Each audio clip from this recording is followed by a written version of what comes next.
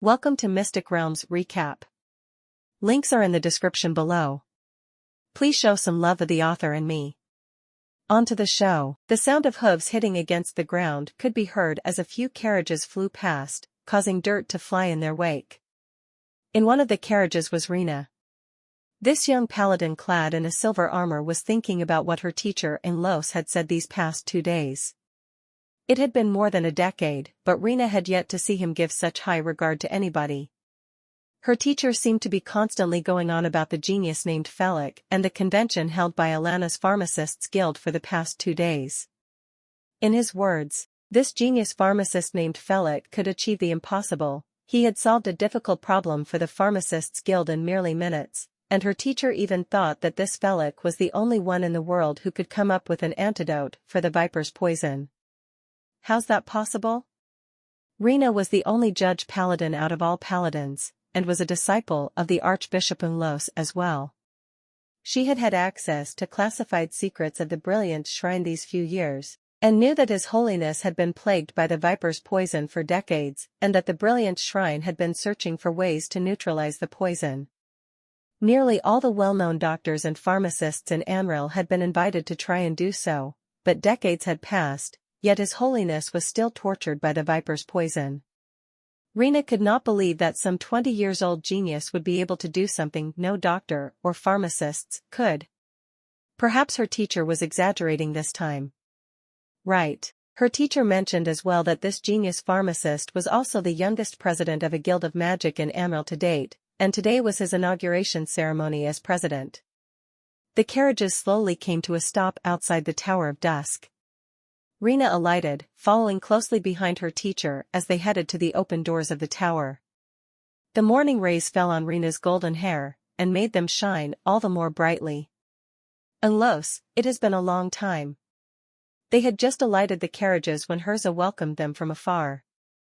The old man was wearing a new robe today, and his usually unkempt hair had been neatly combed down, making him look at least a decade younger from a distance. Haha, it has been a long time, Herza. Oh, where's Archbishop Martin? I thought he's coming with you? Martin was held up by something, and will only come later. He asked me to apologize on his behalf, and Lo said apologetically before he introduced Rina. Let me introduce you to her, she's my disciple, Rina, currently a paladin. Ms. Rina is a paladin at such a young age?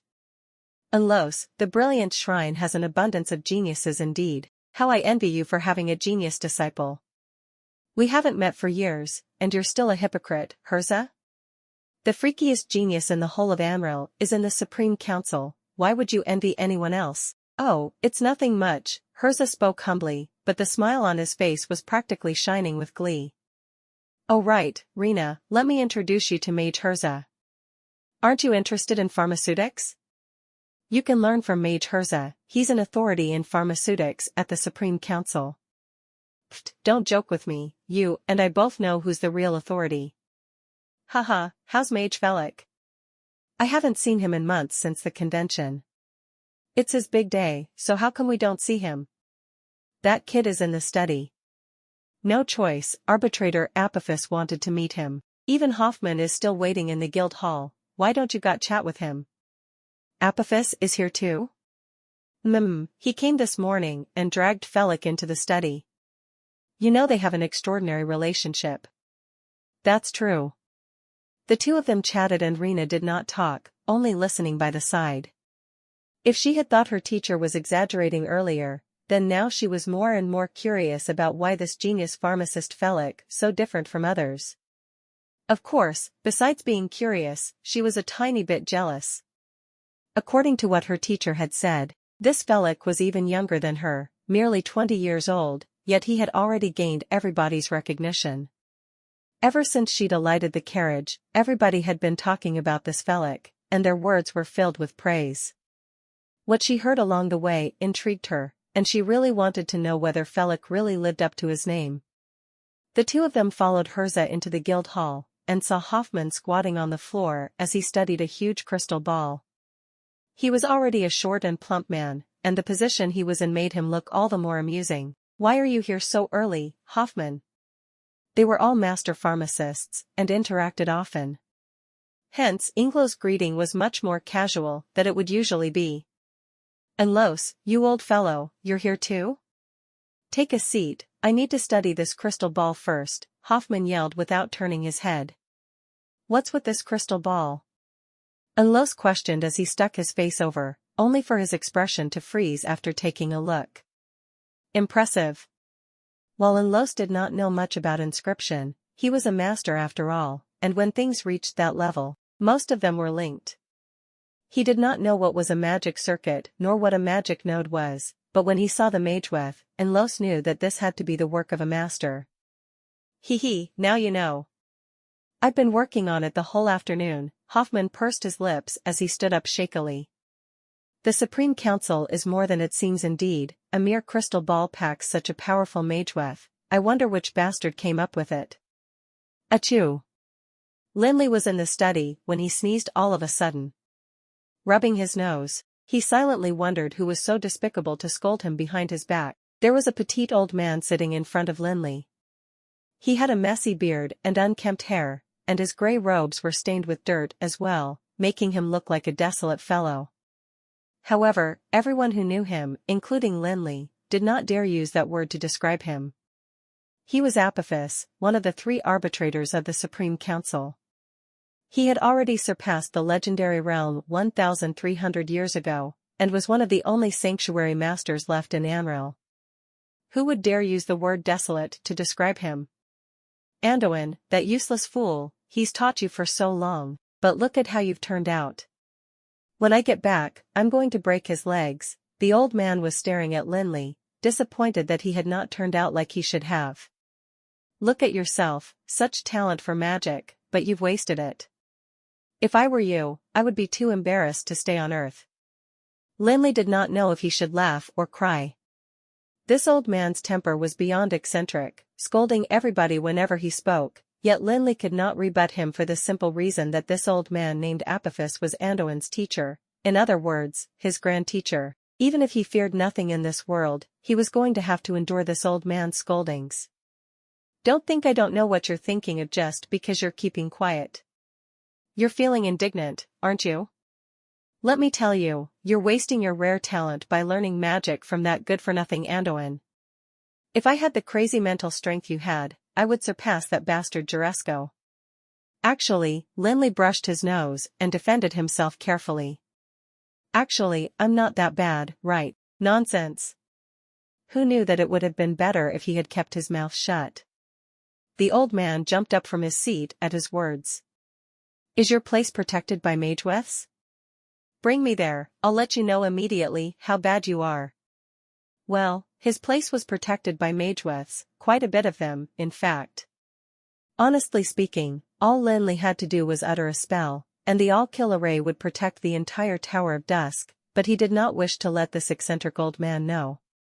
He was a sanctuary master, and if he really did fight him, even with the protection of the ManhwaRecap, he would probably be picking his teeth off the floor. "Doesn't matter if you don't, I'll just keep my strength in check." "I do, of course I do, couldn't have more of it." Lin Li nearly died of a heart attack. Even if a sanctuary master kept their strength in check, it would at least be above a legendary level. If they really fought, Lin Li would no doubt be left paralyzed. Why not find some place where he would be protected by ManhwaRecap? At least with the ManhwaRecap's element annihilation and mana liquefaction, he would suffer lighter injuries. He was not going to escape this, anyway, hence, Lin Li gritted his teeth and uttered some spells. As he finished his chanting, the energy of the all-kill array loomed over the Tower of Dusk immediately, and everybody could feel a strong energy dissipating within the Tower of Dusk. Only, most of them had no idea where this energy was coming from. Oh? After experiencing the energy of the all-kill array, the old man who initially brushed off Lin Li's magical abilities suddenly looked surprised. "What's this ManhwaRecap? This ManhwaRecap is impressive." Lin Li lit up as he spoke about this all-kill array and his lies came pouring in too. "This is the work of Master Moke of the Supreme Council. I had to spend thousands of gold coins to bribe him and send him rare magical ingredients before he agreed to." "Nonsense." Apophis was on the verge of tears. This kid was really as shameless as they said he was, nothing he said was true. What did you mean, Master Moke? How could he not know what Moke was capable of? He was at most as good as Aldwin. Sure, the common magewiths would not be an issue for him, but for him to come up with one so powerful that even Apophis was taken aback. What a joke. Why don't you ask Master Moke yourself?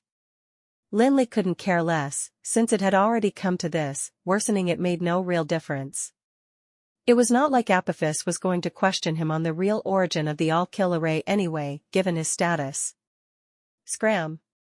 Apophis nearly blew his nose off in anger. Moke had left a couple of days ago, where was he going to look for him now? The pair of young and old left the study, and followed the stairs up to the 5th floor. There was supposed to be a library here, but because the books on magic had yet to arrive, the room remained empty. Still, it was just nice for the two mages to have a friendly fight in. What about here? Lin Li uttered a spell, and opened the doors to the room while he used his mental strength to control the all-kill array in the basement, allowing the energy from the elemental power and mana liquefaction magewiths to circulate in the library. Not bad. Apophis nodded his head as praise was evident in his gaze. Of course, he was not talking about the library, but the all-kill array in the basement. At his level, he had become acquainted with everything, and did not even need knowledge of inscription to know the flow of mana in the all-kill array, which was also why he knew better than anybody else how powerful this unusual magewith was. You really fought Juresco? Lin Li asked with a look of curiosity as he entered the door.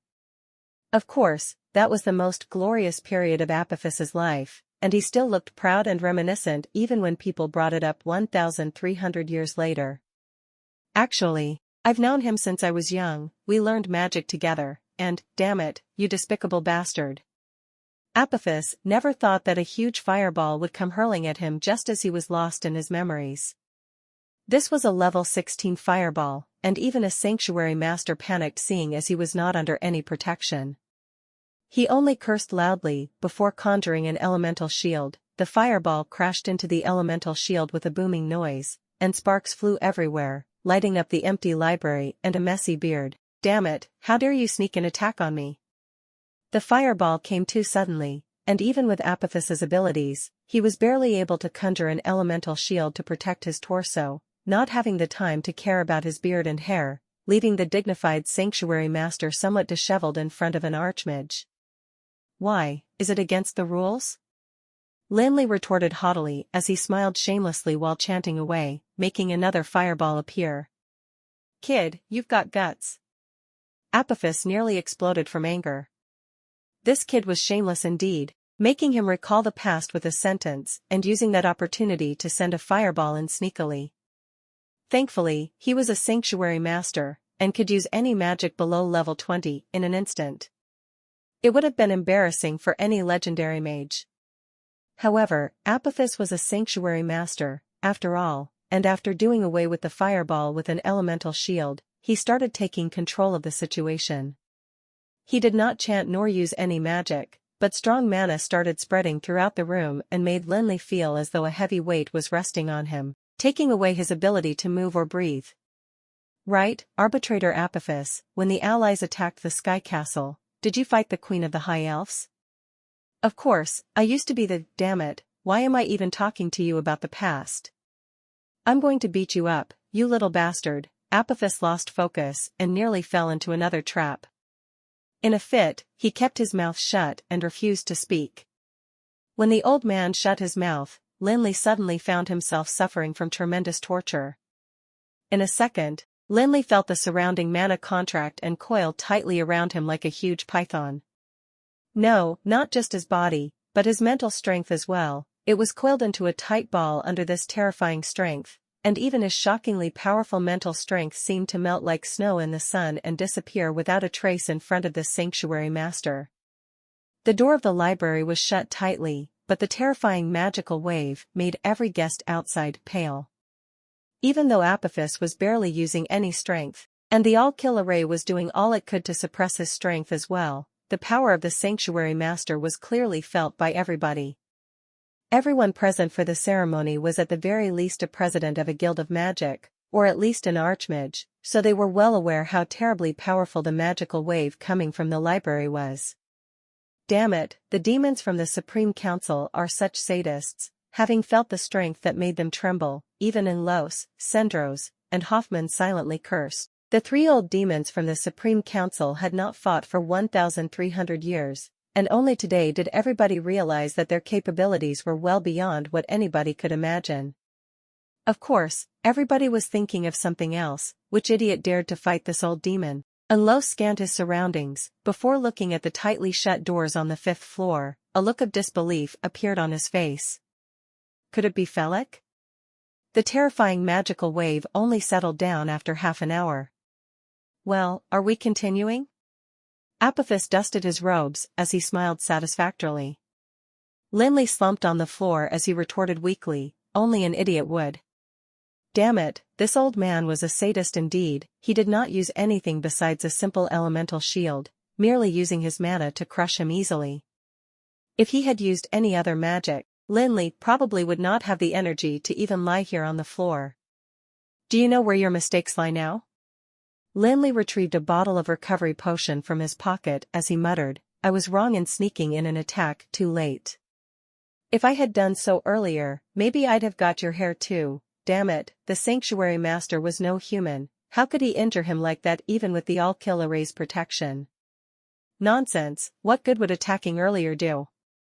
Once you've reached a sanctuary realm, magic becomes part of you, and even the slightest change in magical wave would cause a reaction in your magic. It will conjure a protection naturally.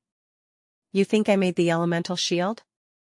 I'm already so old, how can I possibly have such quick reflexes? Can't you use your brain? Then why didn't it protect your beard? Lin Li glanced cheekily at the old man. He was looking at his half-burnt beard. Damn it, Apophis jumped with anger as Lin Li pointed out his weakness. That was indeed a moment of error. He'd never thought that this rascal would be able to conjure up a fireball instantaneously at level 17, and allowed him to burn his beard. But then again, you're amazing indeed, Sanctuary Master. With only an elemental shield, you managed to withstand 10 fireballs from me. How did you do it? That's nothing. Apophis' spirits lifted again after Lin Li's praise. Stroking his messy beard, he said, if I want to, I can take 100 fireballs from you with just an elemental shield. This is because I am well versed in the rules of magic. That is the true essence of magic. I'm telling you, no matter how powerful you are or how fast you can recite spells, it is nothing compared to a wind blade that truly reflects the spirit of magic. Isn't that exaggerating too much? I'm well versed in many magical rules too, and many of them are core magical mantras. How come I cannot take 100 fireballs with an elemental shield like you did? Pfft, how dare you say you are well versed with rules with your abilities, even core ones too? From what I see, you're nowhere near the edge of it. Yes, you have a rare talent for magic, but you don't know how to use it. You're just a smart kid with a sharp weapon and absolutely no idea how to use it. One day, you're going to hurt yourself. Lin Li was dazed at hearing that. Ever since he had obtained the core magical mantras, he spent a great deal of time studying them. When he arrived in the breezy plains, he even locked himself at home for a month to focus on studying them, and had created the arcane combustion as well as the countercurrent vortex, both of which were magic unique to him. Lin Li always thought that while he had not completely grasped the core magical mantras, he had learned something from them at the very least, yet this old man claimed that he was nowhere near the edge of it. However, Lin Li knew that Apophis did not say anything without reason. After spending the afternoon together, Lin Li started to gain some understanding of the sanctuary master. He was quick to anger and was eccentric indeed. Sometimes, Lin Li even thought that he resembled Jirian, but one difference between them was his understanding of magic. This grumpy and eccentric old man might have the best understanding of magic in the whole Anrel. This old man had led a long life. Back when the High Elves still ruled over the lands in the Dark Ages, he had already surpassed the legendary realm. He fought alongside the god of mages, Juresco, and personally killed the queen of the High Elves, Azhara. He had even taken down an entire sky castle using magic. As he lived through his long life, Apophis was slowly becoming magic itself. Apophis had not been merely toying with Lin Li during the fight. In fact, he took the time to give him some pointers here and there. While he did not say too much, nor was the teaching done in a nurturing manner, they were all critical issues for Lin Li to fix, giving him instant enlightenment each time he heeded Apophis' advice. What should I do then? Well, Apophis suddenly looked at him cunningly, his burnt beard bouncing as he spoke. I wanted to tell you this when I came to the breezy plains, but turns out you're a bastard who doesn't know how to respect the elderly. How dare you fool such a nice old man as I, damn it, what do you mean a masterpiece of moke? You really think I'm a fool? That's called a mage with array. Lin Li did not want to reveal this for fear that he might appear on the Supreme Council's radar and bring himself trouble, but seeing as he was asking a favor from someone now, he couldn't care less if he did get exposed. Well, it's just a mage with array, what's the big deal, fancy bringing in moke? The old man finally won the verbal fight, and could not help the smug grin on his face, only for his smile to suddenly freeze. He then jumped like a cat whose tail had been stepped on. Mage with array? Yes. Damn it, I don't believe you, how can there be such things as a mage with array? It's just some lowly mage with. Even that's not possible. Lin Li rolled his eyes, and decided to keep his mouth shut. The old man flailed around before he realized something was off. He stared for some time at Lin Li, who had gone quiet, before carefully asking, "It really is a mage with array?" "It really is." "Seems true, a normal mage with cannot be that powerful." "It looks like an alchemy array from the flow of the mana, that's right, it must be a mage with array indeed." Apophis stared at Lin Li for a long time before he smiled happily, his cunning face looking angelic all of a sudden. "Ha ha ha, I knew that Anduin was not that capable, but at least he is a good judge of character. See, he struck gold this time. Quick, tell me kid, are you a master of inscription or a guru of inscription?" "Damn it, mage with array? You can't be a divine smith, right? That's exaggerating too much, these are merely some lowly mage withs." "I don't care if they're lowly or not. Kid, how about we make a deal? I'm going to need a powerful mage with soon, get it done for me, and I'll teach you the way." The old man seemed to worry that Lin Li would not buy his words at this point, and thus confidently assured, "Don't worry, if you follow the way I teach you, given your talent, I'm sure you'll surpass the legendary realm in less than a year." Lin Li stared at the old man for some time before he said, "You have to give me the ingredients." "Deal." The two stayed in the library until afternoon. It was somewhat impolite for the host to hide away in the library, leaving the guests alone. Moreover, these guests were all important figures, like the two archbishops of the Brilliant Shrine, the high priest of the Darkness Shrine, the prince of the Felon Kingdom, as well as the boss of Glitter Gold Trade Union. None of them were guests any ordinary person could afford to invite. However, everyone knew who the people in the library were, and nobody dared say a word. Well, given their status, even if they had to wait a couple of days instead of one afternoon, they would have to continue waiting too. The young old pair only slowly came down the stairs when it was time for lunch. "Kid, remember what you promised me, or you'll feel my wrath." Apophis walked ahead as he threatened Lin Li with his cunning smile. All right. Lin Li, however, was limping behind him. His face was swollen on one side, and he looked pathetic. As Herza was preparing for the ceremony, Lin Li slid away to his room to change into a new robe and tend to the wounds on his face. He applied some balm and cursed inwardly. This old man was rude indeed, why did he have to go for the face of all places? A dozen wind blades came flying at him and turned his face into a swollen mess. Thankfully, he had prepared a recovery potion, or else he would not know how to face his guests.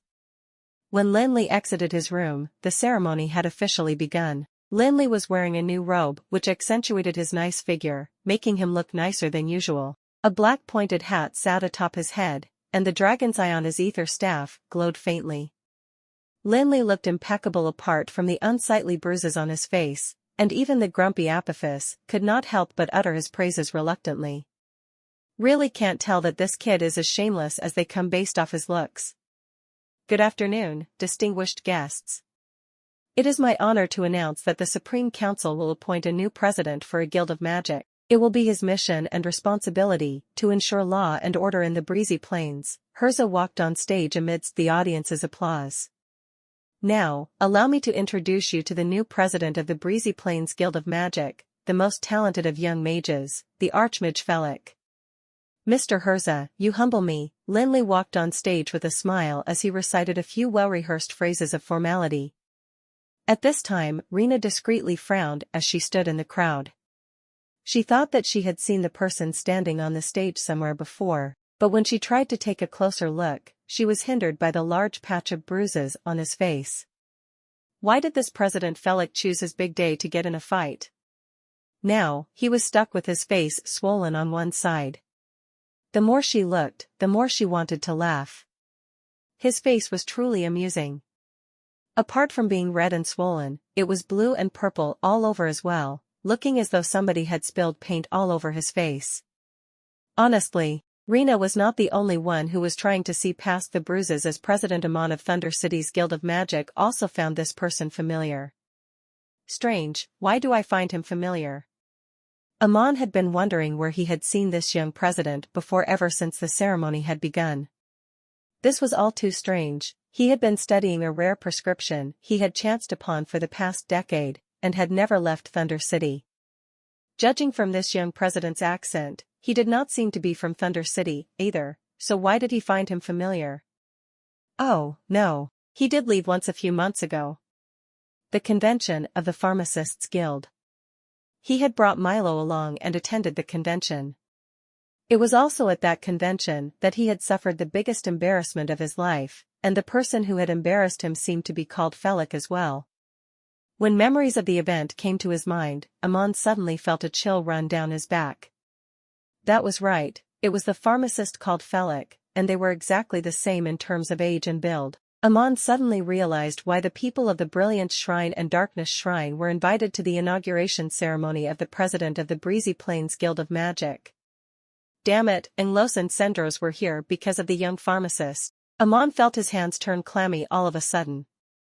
He had never thought that this Felix would climb the ranks so quickly. He became the president of Breezy Plains Guild of Magic at such a young age, and seemed to be well acknowledged by the Supreme Council. Even Arbitrator Apophis attended this ceremony, and from the way they had walked down the stairs, Amon would have to be a fool not to notice that their relationship was definitely more than met the eye. The ceremony for taking up the president position was not complicated.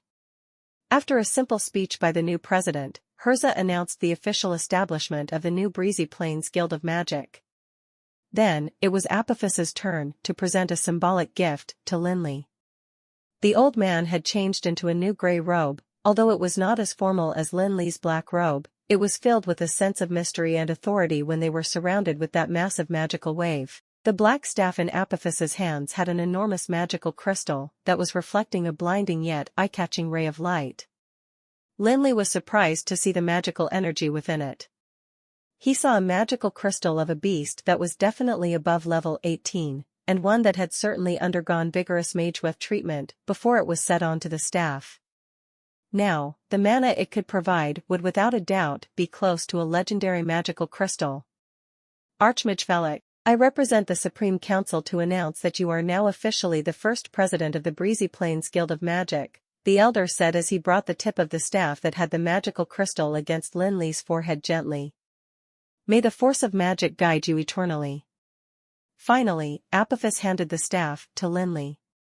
This marked the official recognition of Lin Li's authority.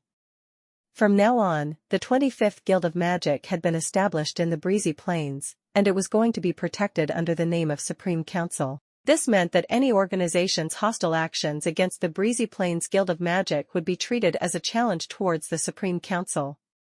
The guild could even have their own piece of land, including the authority over it. Hence, they would be able to collect taxes, and also have a pool of human resources there. All in all, everything would go according to the wishes of the Guild of Magic, with no interference from the royalty of the Felon Kingdom. That was an agreement put in place 1,300 years ago. All guilds under the Supreme Council would be able to acquire land they could call their own. In return, the kingdom would be able to employ mages who were below the legendary level as soldiers if they were to be invaded by enemy forces. Of course, the royalty of Felon would not provide that land without any conditions. They had no choice, actually. As land was limited, their younger generation would be left with nothing if they decided to give land away to another 20 guilds. Whether the Guild of Magic could acquire that piece of land would depend on their true abilities. As long as they were powerful enough, even if they merely took over the Leaden Kingdom, the royalty of Felon would not mind offering them the legal authority to rule. Since they were not required to provide resources for their soldiers, they had nothing else to lose. However, to the Breezy Plains Guild of Magic, it was still a distant dream. They only had around 10 mages. While their majority was at least magic shooters of level 13, their strength was too weak in numbers. Even if they were to take over a piece of land, they would not be able to protect it well. It was like how the Gerosis Guild of Magic was not only robbed of the Demon Fall Valley, but also lost their Emerald Tower due to a fire. Although they managed to rebuild it with the help of Lin Li, it was still Gerosis. The power of the Shadow's Nest was too insignificant. Any other forces in the Breezy Plains would have been able to crush his Guild of Magic into pieces. If Lin Li were to make any mistake on this land, he would not be able to deal with them alone. The ceremony was an incredibly simple one. Ending with Lin Li's act of accepting the staff, it did not have any boring and long speeches, and lacked the bustling excitement as well. But, the simple ritual was not shocking to any of the guests. Being all big shots of different statuses and positions, the process of the ceremony was not important. What mattered was the meaning behind the ceremony itself. When the young man received the staff, it meant that there would be another force that was not to be belittled in the Breezy Plains. Although it seemed that this force was still very weak, at least half of the number of guests present had absolute confidence in Lin Li. They believed that as long as the young president was in his position, this force would grow to become an invincible one. After the ceremony ended, Hoffman went over to Lin Li with a smile. Hee, big congratulations to Mage Felix. Oh, I should call you President Felix. As I've said, if the Supreme Council wanted to build a Guild of Magic in the Breezy Plains, you were the most suitable candidate for the president. To me, only a rare talent like you would have the right to be in this position, here in the Breezy Plains. I'm absolutely certain that the elders in the Supreme Council have made the best choice. Nothing like that, Mr. Hoffman. The Guild of Magic has just been established, so we will still need the support from the Glittergold Trade Union. That's for sure. As long as it is something I can help you with, feel free to tell me. Hoffman promised Lin Li without thinking. I will thank Mr. Hoffman in advance then. You're welcome. After that, Hoffman called an attendant over. He gave him some instructions in a low voice, before turning back to Lin Li. Oh, yes. President Felix, apart from coming to congratulate you, I had prepared a gift as well. I hope you will like it. Mr. Hoffman, you are too courteous. As the two men conversed, an attendant entered the room with a box made of jade. From the first look, there was nothing special about it, but after Hoffman opened the lid of the box, it caused many to gasp in shock. Lin Li was one of those who were stunned. Frankly speaking, he had expected Hoffman to present him with a gift at this ceremony, yet he had not expected it to be such a precious treasure. So many starlight herbs? He did not believe that Hoffman could present him with a few hundred stalks of starlight. It was definitely an exorbitant gift. To a master pharmacist, such an amount of starlight herb meant riches in astronomical figures. A bottle of radiance potion that could prevent the bite of mana would sell for up to tens of thousand gold coins, and the whole lot of starlight in that jade box would certainly let him create more than 50 bottles of radiance potion. Furthermore, it was just the simplest radiance potion. If he could get a hold of the rare moonlight flower, and combine it with starlight herb, he could create the heroic potion, a potion that even sword sages dreamed of, a treasure that could increase one's combat energy unlimitedly. Compared to a level 17 magical crystal, it would definitely not be any less valuable. Hope President Felix can appreciate the small gift. Although Hoffman seemed to be very humble when he said that, he was actually really nervous. The Glittergold Trade Union might be wealthy, but it had taken a lot of effort to collect hundreds of starlight herb stalks. However, it did not matter to Hoffman. He was certain of one thing, the herbs would become a dozen of bottles of radiance potion in his hands, but a dozen of bottles of heroic potion in Lin Li's. If Lin Li could gift him 1 or 2 bottles of the second potion at that time, it would override the cost of these several hundred herbs. Mr. Hoffman, I'm accepting your gift. Don't worry, I'm not a forgetful person. If I am successful in using them to create the heroic potion, half of them will go to the Glitter Gold Trade Union. Then I will thank President Fellick in advance, Hoffman said gleefully. He would have been content with a bottle or 2, and had not expected the young president to be so generous to promise him half of what he'd produce. If he could really get half the amount of it, how would this single box of starlight matter? Oh, Mr. Hoffman. Are you free these 2 days? I have a business proposal to discuss with you. Yes, of course. I will be in Duland in the next 2 days. Just call me over when you are free. That's a deal then. Sure. While the 2 people chattered with each other, Los brought Rena over. Hoffman, you really placed me in a difficult spot by giving such a valuable gift. If mine doesn't match the standard you set, isn't it an embarrassment for myself? Los remarked playfully. Luckily, I am well prepared. Old man, stop acting mysterious. If you have anything good, just show it to us, Hoffman said jokingly. Being pharmaceutical masters who had known each other for a very long time, their interaction was devoid of any formalities. Hoffman was not offended by Los at all. How could I not know how your brilliant shrine is? It was my Glitter Gold Trade Union that helped to fund your shrine when it was being built in the breezy plains. I really doubt that you can offer anything good, he said in disdain as he pursed his lips. Hee, Hoffman, you have guessed it wrong this time. You stingy man, Los laughed. Then, he fished out something from his pocket. Frack, the sight of that object stunned Hoffman. He stared at it for quite a while. Old dude, how could you take this out just like that? Aren't you scared that Rosario will fall out with you? Although both of them were master pharmacists, they were closer than any other people. Hence, they were very straightforward with each other, and Los did not mind being called like that as well. He only smiled back at Hoffman. Rena at the side, however, could not stand that attitude. Mr. Hoffman, please mind your language, said the pretty paladin in a frown. Hoffman knew he was not polite too. Yet, being a thick-skinned man, he only rubbed his nose awkwardly. Rena, it is all right.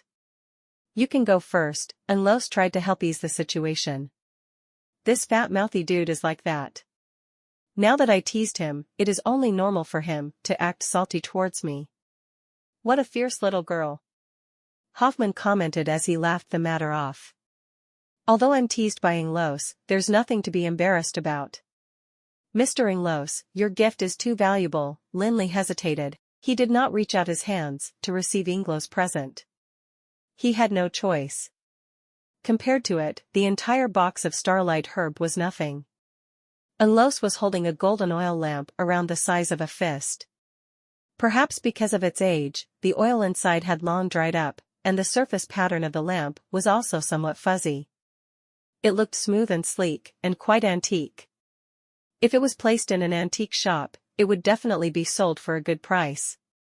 But, Lin Li knew that the value of the oil lamp was not only limited to that. That almighty soul trader had once told him a story. Rumor said that when Osric led the Magic Legion to invade the Abyss, 23 abyssal demon lords were killed. Among the 23 of them, at least half was sealed up by Osric. Canoris was one of them too. He was not killed, but was sealed in a hammer for his great knowledge. His memory was not taken away, as it was required for the construction of the eternal furnace. The other 12 demon lords were not as lucky. After their consciousness and memory were wiped off by Osric, their souls and energy were sealed in 12 oil lamps. These 12 oil lamps had been enchanted by Osric. By rubbing against the surface of the oil lamps, one would be able to summon the soul of the demon lord inside. Although they were not as almighty as before, and did not have their consciousness and memory, the energy they were left with was still terrifying. All of their souls were incredibly close to the legendary realm. Furthermore, under Osric's magical enchantment, they would live on eternally, and their energy would never dwindle, either. Even a man who had reached the legendary realm would not have much chance of defeating a demon lord. Unfortunately, before the oil lamps could be used, the High Elf's dynasty fell. At the same time, the life of Osric came to an end too. No one knew what happened to the 12 lamps thereafter. Lin Li did not expect one of the lamps to be with the brilliant shrine. And now, Unlos was giving it to himself as a gift. Lin Li would be lying if he said he was not moved by such a huge temptation. That was an oil lamp that sealed the soul of a demon lord. With such a rare treasure, it was like Lin Li got a bodyguard in the legendary realm. But, Lin Li did not dare to reach his hands towards it. Lin Li had always believed the idea that one who was unaccountably solicitous would be hiding evil intentions. Since Inglos was not a generous and big-heart man, only ghosts would believe that he had no ulterior motive in offering Lin Li such a treasure. That was reality. The greater the benefits, the larger the problems. The motive behind this gift had to be a favor Inglos wanted to ask of Lin Li. Such a powerful present could only mean one thing: the favor Inglos wanted to ask of Lin Li might not be even achievable by normal men in the legendary realm. Hee, President Felix, don't listen to the crap that darn fatty is talking about. The gift was personally chosen by His Holiness, Rosario. You don't need to worry about anything, Inglos explained to Lin Li sincerely. It was as though he saw Lin Li's concerns. Of course, President Felix, the brilliant shrine has a favor to ask of you. We are sure that it will be an easy task for you. Oh? Lin Li frowned. Mr. Inglos, can I know what matter made you so anxious first? He asked, suspiciously. Before Inglos could start talking, Hoffman smiled. Hee, two of you can continue without me. I still have something to settle there. After saying that, Hoffman waddled off with his plump body before the two other people could react. He was the decision-maker of the Glitter Gold Trade Union. As a businessman known for his wickedness, how could he not know that the matter the other two were about to discuss would be a confidential one? If he were to know of it, he would certainly get himself into trouble. Thus, he'd rather suppress his curiosity and escape from the scene first. Hee, that fatso is clever, Inglos could naturally read Hoffman's intentions. But, that was what he wanted too. Inglos proceeded to bring Lin Li to an isolated corner. President Felix, you should be aware of the tragedy that happened in the Sunset Mountains 32 years ago, right? Yeah. Lin Li nodded. In fact, Anduin had told him about it when he'd first come to Emerald World. There were many poisonous snakes and deadly beasts in the huge area the Sunset Mountains covered. The scariest thing was that there would be a black tidal flood during the 7th month of each year. This black water would make all the magical beasts living in the Sunset Mountains go berserk, and they would attack and devour each other. Even if it was the lowest-ranking three-eyed blood wolf, it would dare to pounce at any poisonous python it saw. That was the effect of the black current. The craze would continue for a period of 7 days, and only dwindle at the 7th night. The Sunset Mountains would be the most dangerous when the black current struck. A legendary mage like Anduin would have to leave his wooden house before the 7th month, and only return after the mad massacre ended. However, as compared to the black current 32 years ago, these were just small ripples. The black current 32 years ago was a true catastrophe. Yet, only few knew about it. Lin Li was one of them. No one in Emerald knew when the phenomenon called black current began. People only knew that black current was recorded in the history during the Dark Ages, by the High Elves. However, due to the passage of time, human beings had gradually accepted the black current as it would only affect the magical beasts in the Sunset Mountains, and not interrupt their daily lives. No matter how crazy the beasts were, they had never brought the madness out of the Sunset Mountains. It was as though there was an invisible shield that separated the Sunset Mountains from the outside world. This phenomenon went on for many years, until that fateful event 32 years ago. One day, a traveling mage was attacked by a pack of three-eyed blood wolves when he passed by the Sunset Mountains. But, being an archmage, that mage eliminated the pack of wolves very easily. After he returned to the Guild of Magic, he did not let the matter bother him. He told a few colleagues around him, and they brushed it off as a joke. No one had expected that the guild's president got to hear about the joke too. He realized the gravity of the matter, and reported the incident to the Supreme Council. After an urgent meeting, the Supreme Council made a decision to send a team of archmages into the Sunset Mountains to look into the matter. Then, they discovered a terrible secret. They found out about the offspring of prehistoric magical beasts. These beasts had made use of the brand on their souls to control the tens of thousands of magical beasts forcefully.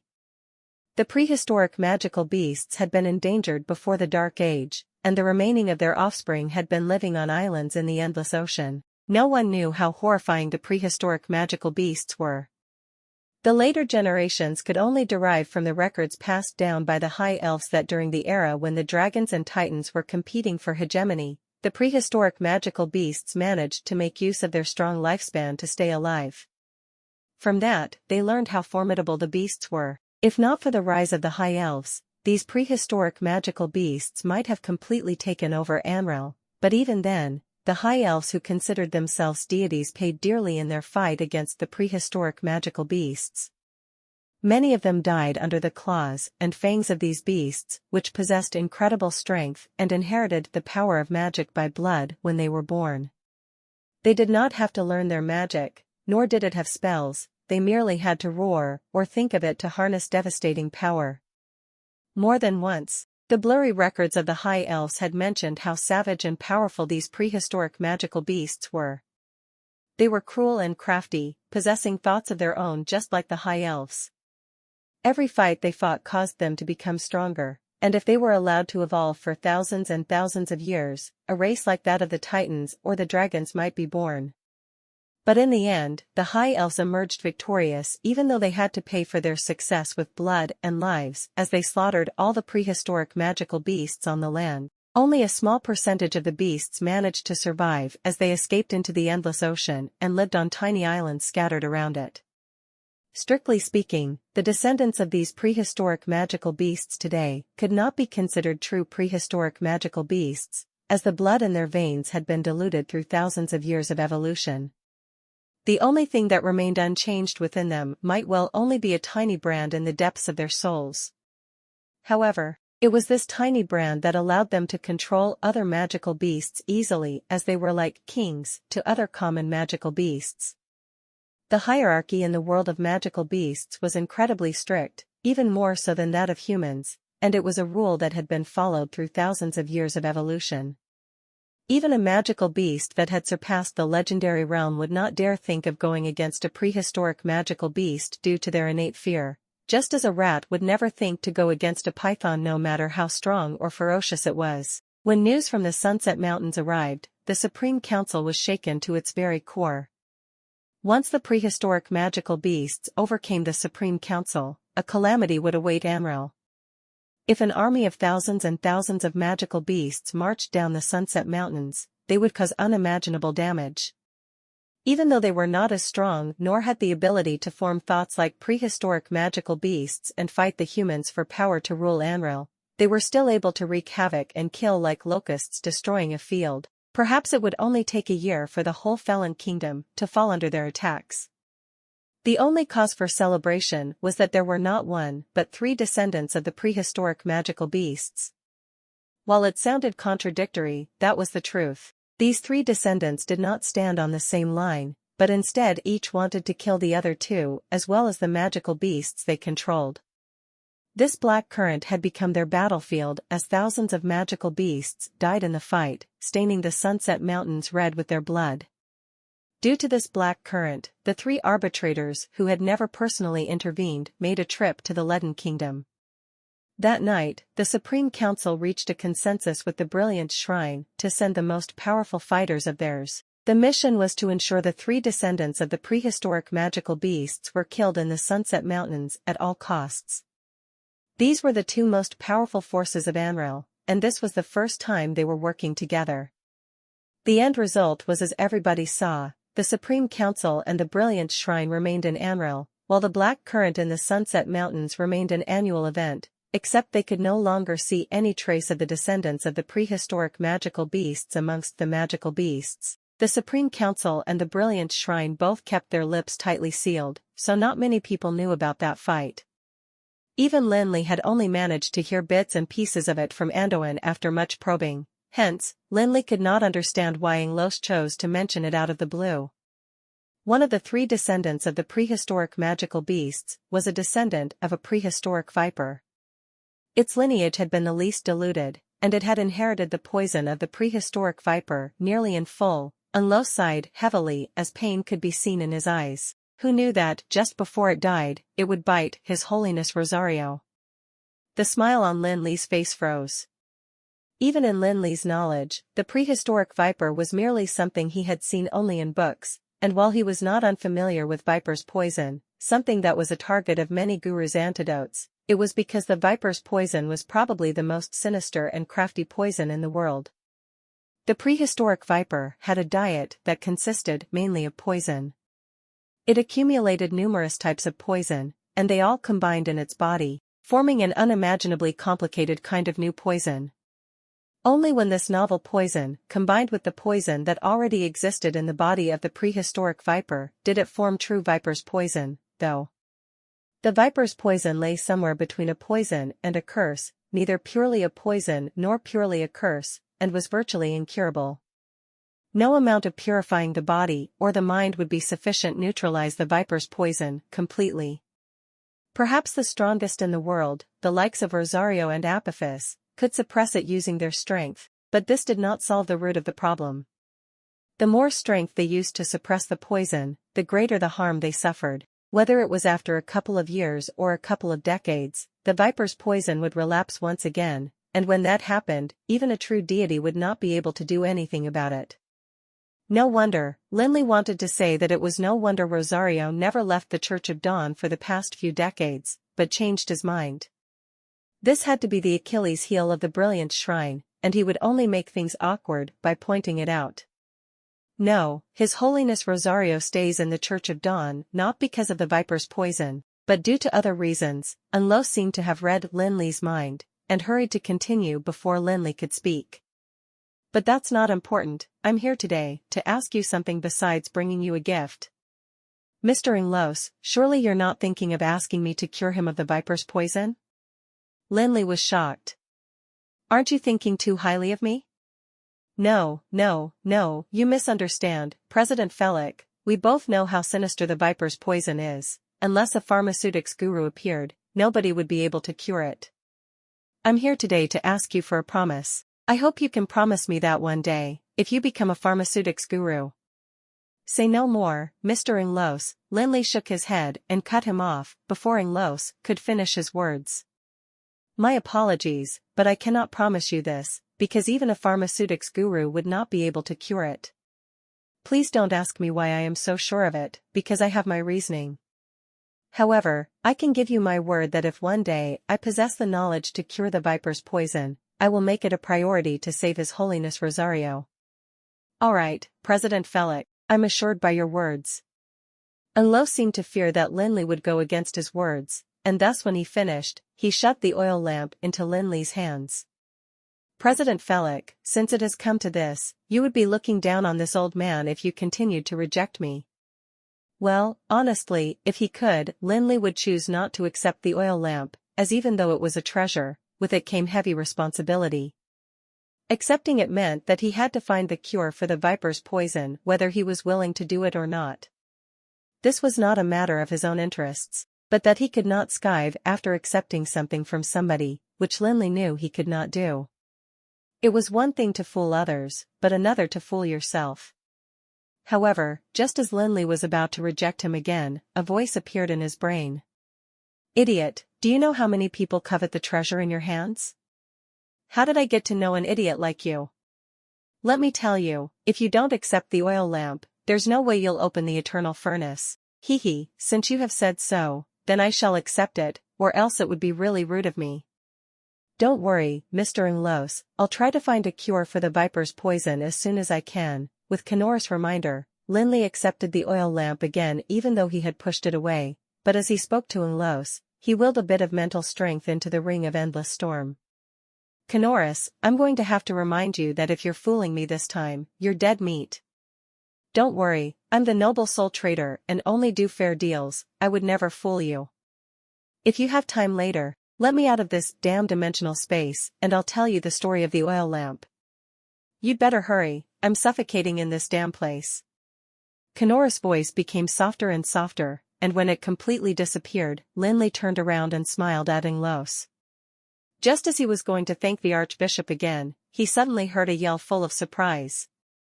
It's you! Rena finally realized that the genius pharmacist her teacher spoke of, the new president of the Breezy Plains Guild of Magic, was the necromancer she'd met a few days ago at the Castellan's banquet. With a cry, Rena unsheathed her sword unconsciously, and the guild hall quieted down with a clank of her sword. You damn undead creature, why are you here? Why is your memory so good? Even though he saw the sword, Lin Li was not worried about it, there was nothing he should be concerned about, after all. Think about it, where were they? This was the Tower of Dusk, and even Inglos would not be able to hurt him, much less Rena, who was merely a paladin. Lin Li would not need to use any magic, all he had to do was use some mental strength, and the all-kill array would turn this beautiful paladin into ashes. However, this was quite embarrassing in front of an audience, and even the thick-skinned Lin Li brushed his nose sheepishly. He suddenly realized why the paladin had recognized him. Damn it, why did this recovery potion work so well? It took barely any time for his bruised face to recover. No wonder this woman recognized him. Whatever, since she already recognized me, this is my turf, don't tell me she's going to attack me? As he faced the shining sword, Lin Li merely laughed. A pity that brain of yours could use some help. What did you say? His words were like adding fuel to a fire, and angered the already emotional Rena further as she tightened her hands on her sword. Rena. At the same time, Inglos recovered from his shock and his expression darkened. He bellowed, do you know what you are doing? Inglos could not believe it. He had been fawning over Lin Li this whole time, and even gave away the valuable demon magic lamp to get the promise of the genius pharmacist, only for his cherished disciple to ruin it by drawing her sword and calling him an undead creature. At that moment, Inglos was trembling with anger. Don't worry, Mr. Inglos, it is only a misunderstanding. We can just clear it up. Lin Li patted him on the shoulder not only to calm him down, but also to let him know that he was not angered by this, and that he remembered their promise. Thank you. Inglos nodded, and his anger somewhat subsided, but he still looked sternly at Rena. Rena, apologize to President Felix now, or you can forget about calling me teacher. In the world of Amril, everything from magic to martial arts was taught from teacher to disciple, and the relationship between a teacher and their disciple was probably the closest thing to that between a parent and their child.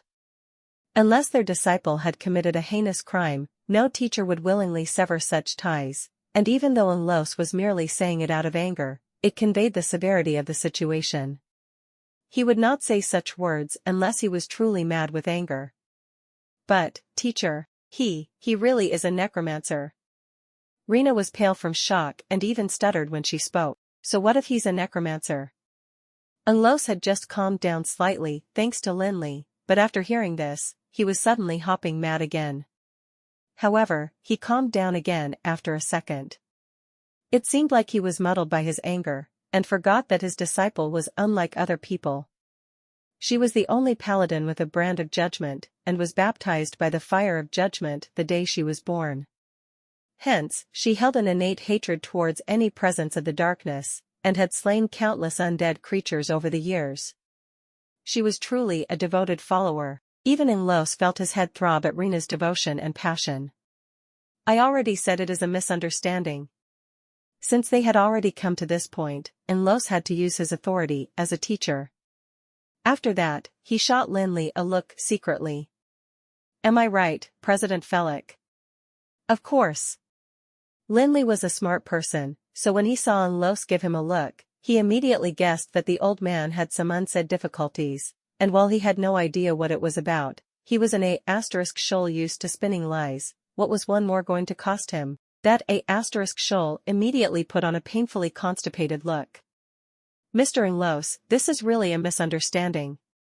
I clearly saw, seeing the shameless necromancer finding excuses for himself, Rena frowned. What did you see? Lin Li pursed his lips, and without waiting for Rina to continue, he went on, you saw me bringing along an undead creature to attend Castellan Arathar's banquet, right? How does that make me a necromancer? What a joke. But it's okay if you don't believe me. Surely you trust your teacher, Mr. Inglos, right? I already knew him back when I was in Alana. Ask him yourself, do I look like a necromancer? Also, ask everyone in the guild hall, ask the arbitrator Apophis if I'm a necromancer. Stop joking with me, how can President Felix be a necromancer? He is Anduin's disciple, and even President Aldwin praised him for being a genius. Inglos quickly nodded his head from the side. Lin Li spoke confidently, and with Inglos testifying his words, even Rina, who was adamant about the issue, could not help but be swayed. However, she did not give up, and asked Lin Li, then why were you at the banquet with an undead creature? Paladin Rina, please watch your words. I'm merely explaining the misunderstanding to Mr. Inglos, I'm not obliged to answer your question.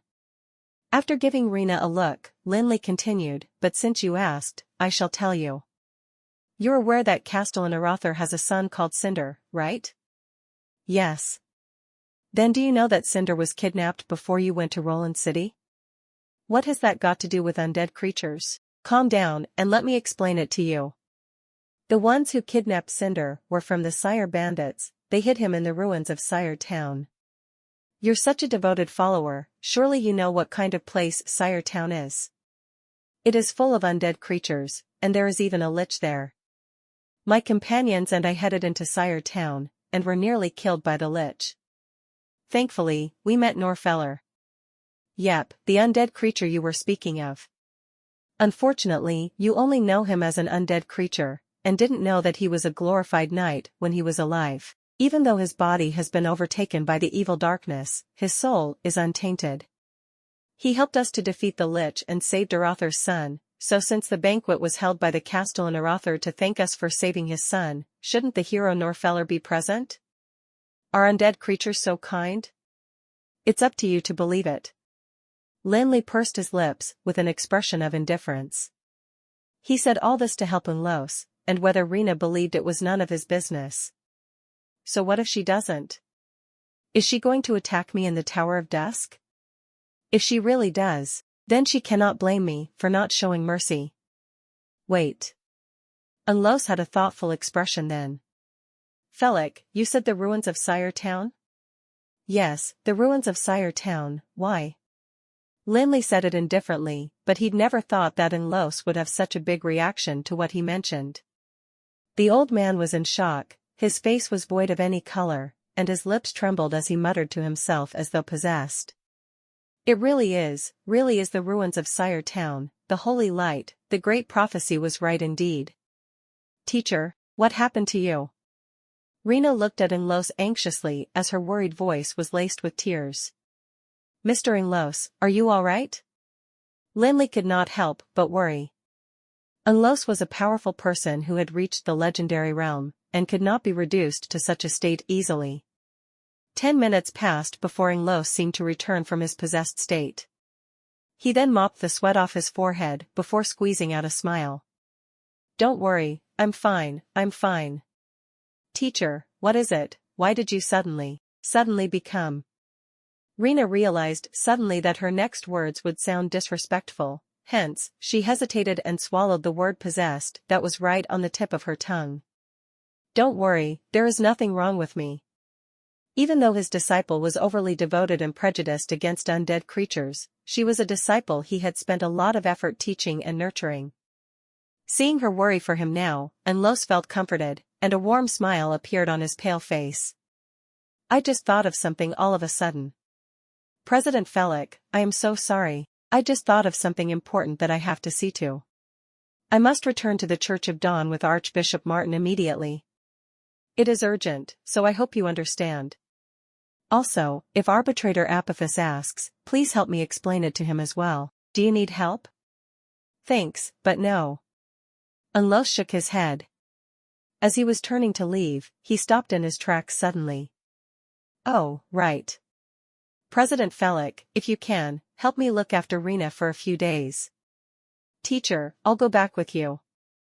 Rena panicked. No, Rena, this is too important, and Archbishop Martin and I have to rush back to the Church of Dawn immediately. Given your abilities now, you won't be able to keep up with a person in the legendary realm. Just stay at the Tower of Dusk first. Once Archbishop Martin and I are done with the matter, we'll come back for you. Listen to me, alright? Unlo's gaze became somewhat stern again, and he hurriedly apologized to Lin Li before he walked to Archbishop Martin without looking for Rena's reaction, and whispered something in his ear. Really? Just as Unlos finished speaking, Archbishop Martin raised his head in shock, and even though he tried to conceal his look of disbelief, Lin Li could still see it from afar. The two archbishops left, but it did not affect the others. To them, the young mage in a black cloak was the real highlight of the day, and while they found the absence of the archbishops a pity, it was merely a pity. Lin Li received a lot of gifts after that. Those who were invited had high status, and so the gifts they brought were naturally on a different level. The Prince of Felon, Arthur, brought a ghost python magical crystal. It was level 18, just like the magical crystal on Lin Li's magic staff. However, the ghost python ate souls, and if the strength in the magical crystal was harnessed properly, it could even become a weapon used to attack souls. The captain of the Sky Knights, Sager, was even more generous, giving Lin Li a fire feather griffin egg. This was no joke. A fire feather griffin was an anomaly amongst griffins, and was said to have the blood of a fire-feathered prehistoric magical beast. It was at least a level 16 magical beast when it hatched, and was comparable to an adult dragon hawk in terms of combat abilities.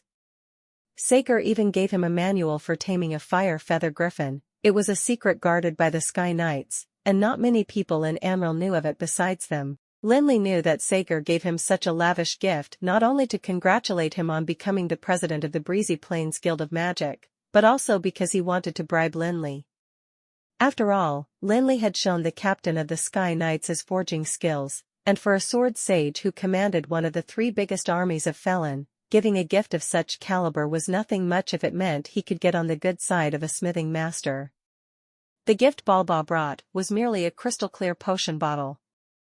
Besides the fact that it was shinier than other such bottles, it did not look like anything much. The fatty Hoffman even laughed at him. Only Lin Li knew that Balba's gift was as valuable as the demon magic lamp, and definitely more valuable than Hoffman's box of Starlight Herb. The potion bottle was way more valuable than Anduin's Crystal of Eternity, as it was made of something much more valuable than that. Legend had it that the Dream Crystal was found under the Tree of Eternity, which was also known as the Tree of Life, for it was the source of life for all high elves. Even they who thought of themselves as gods regarded the Tree of Eternity as a mother. The Tree of Eternity only existed in legends for most pharmacists, as a small leaf would allow them to make a potion to bring back the dead. Even the legendary Black Lotus was no match for a leaf from the Tree of Eternity. Unfortunately, the tree had been destroyed in the battle 1,300 years ago, which also destroyed the High Elves dynasty. The effect of the Dream Crystal definitely could not compare to that of the Tree of Eternity. It was not a fair match to begin with. The Tree of Eternity was formed from the accumulation and purification of all life in Amril, and the Dream Crystal had merely been exposed to a bit of its aura. However, even that tiny bit of aura made it a coveted item for pharmacists. A potion bottle carved from Dream Crystal could magnify the effect of a potion many times over, and if a pharmaceutics master had a potion bottle made from Dream Crystal, the potion they made would have the effect of one that was made by a pharmaceutics guru. Moreover, the life aura in the Dream Crystal could rid a potion of all impurities and make it extremely pure. As it was known, all medicines were drugs. It was something even a new pharmaceutics apprentice would know.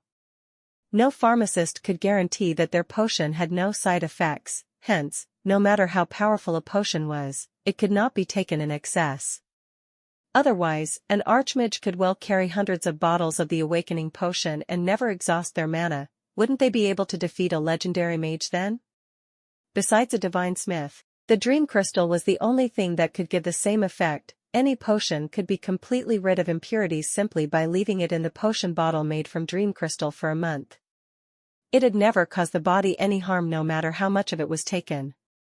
Even Lin Li was somewhat shocked by Balba's gift, and received the potion bottle while stunned. While he was a pharmacist, he did not belong to the pharmacists' guild, so why would Balba present him with such a rare treasure? Only in your hands can the potion bottle reach its true potential. Balba merely left him with a few words. Besides that, there was other valuable magical equipment given by the 24 Guild of Magic presidents. Jirian gave him a ring, said to be left behind by a past president of Jirosa's Guild of Magic who was a guru of inscription. There were a few unusually powerful mages on it, and even Lin Li, who was also a guru of inscription, could not decipher it after taking a look. Only late in the evening could Lin Li escape at last. "Mr. Herza, can you help me entertain the guests? I had some alcohol and feel a bit unwell, perhaps I'll lie down for a bit." Not too long. Lin Li jogged back to his room. The second he closed his door, he opened the ring of endless storm, and a black shadow wheezed past. When he came back to his senses, the great soul trader was already lying on his desk. "What's going on?" Lin Li was shocked. "Kanoris, how come you appeared on your own? Bloody hell, you can wield hammer now?"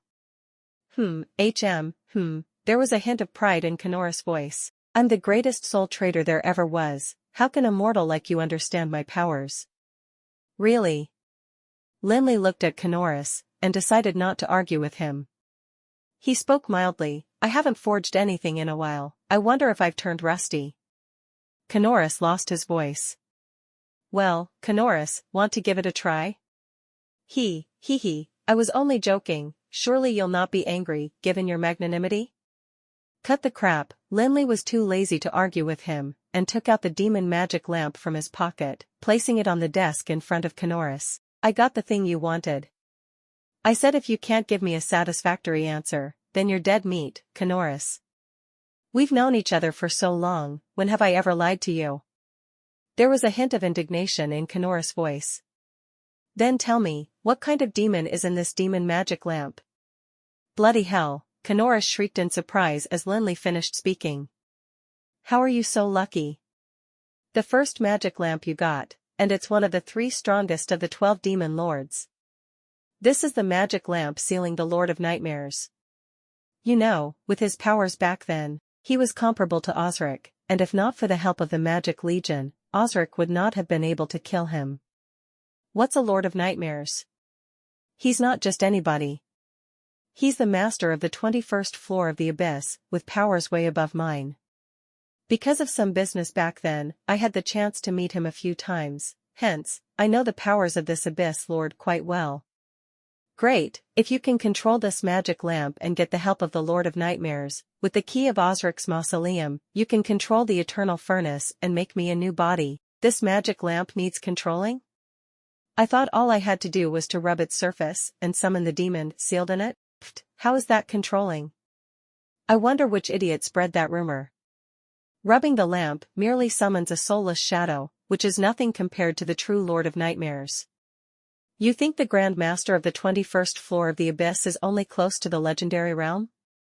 The person who spread such rumor didn't know how powerful the Lord of Nightmares was in his prime. Even in my prime, I was probably already at the legendary realm.